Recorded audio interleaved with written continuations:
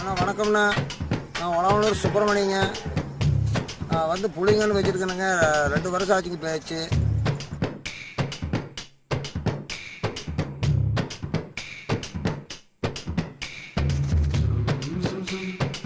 காப்புக்கு வரக்கு 2 வருஷம் ஆகிடுதுங்க.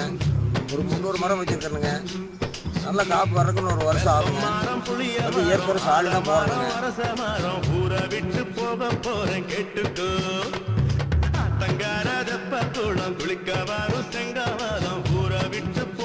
நல்லா 7 கணக்கில் போட்டு தேடி பெரிய குளத்துல போய் வாங்க. கண்ணு நல்லா இருக்குங்க. 4 நாளைக்கு தண்ணி காய் பிடிச்சி பார்க்காத தூரம் போறேன்.